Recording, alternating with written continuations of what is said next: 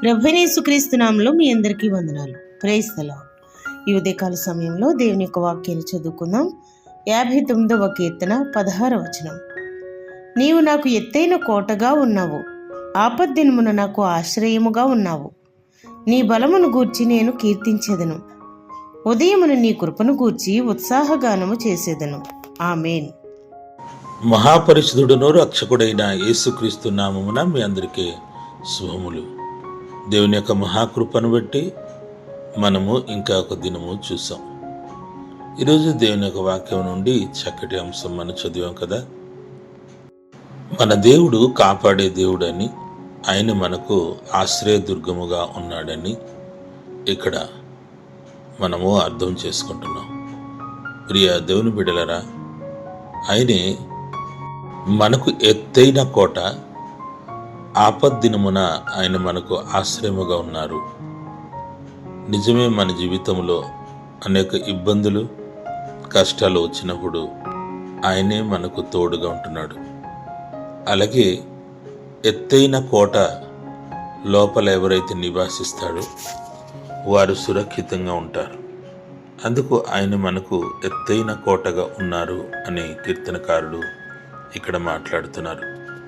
ప్రియ దేవుని బిడ్డలారా, యేసుక్రీస్తు మన కోసం సిలువలో చనిపోయి ఆయన రక్తకోటలో మనలను దాచి ఉన్నాడు. అవును, నిజమే. ఆయన మనకు ఉన్నప్పుడు మనం ఏ విషయానికి కూడా భయపడడం అక్కర్లేదు. ఆయనే మనకు ప్రాకారముగా ఉన్నారు. ఆయన మనకు ఎత్తైన కోటగా ఉన్నారు. ఆయనే ఆపద్దినములలో సహాయముగా ఉంటున్నారు. మరి మనము ఎందుకు భయపడాలి? దేవుడు మనకు ఉండగా మనము ఏ విషయానికి కూడా భయపడము అవసరము లేదు.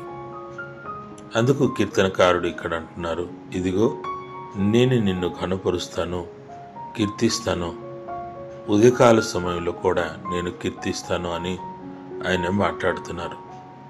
ఎందుకు మన దేవుణ్ణి ఘనపరచాలంటే ఆయనే మనకు కాపుదలిచ్చే దేవుడు గనుక. ఎందుకు మనము ఆయనను స్తుతించేయాలంటే ఆయనే ఆపత్కాలములో మనకు తోడుగా ఉండి నడిపిస్తాడు గనుక. ఈ రెండు విషయాలు ఈరోజు జ్ఞాపకం ఉంచుదాం.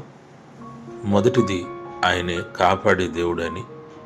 రెండవది, ఆయనే కష్ట సమయంలో ఆదుకునే దేవుడని. గనుక మనము దేవుని స్తుతించాలి, కీర్తించాలి. ఎప్పుడు కూడా మనము దేవునికి స్తుతించి కూడా ఉండకూడదు అని నేర్చుకుంటున్నాం. ప్రార్థన. మహిమగల తండ్రి, నీకే స్తోత్రం. ఈ విలువైన సమయం మాకు ఇచ్చినందుకు నీకే స్తుతిస్తున్నావు, కనుపరుస్తున్నావు ప్రభువా. నిజమే తండ్రి, మాకు నీవు ఎత్తైన కోటగా ఉన్నావు. కష్ట సమయంలో, ఇబ్బంది సమయంలో మమ్మలను ఆదరించి కాపాడి నడిపిస్తున్నావు. అందుకు నీకు స్తోత్రం. నీ బిడ్డలు ఎంతమంది ఇబ్బందులు, బాధలు, కష్టాలు ఉన్నారు, వారిని మీరు విడిపించండి తండ్రి. ప్రతి ఒక్కరి ప్రార్థన విని మీరు సమాధానము దయచేయండి. ఎల్లప్పుడూ వారిని కాపాడి నడిపించి మీరే మహిమ పొందండి అని యేసు పుణ్యనామములో అడుగుచున్నాము తండ్రి. ఆమేన్.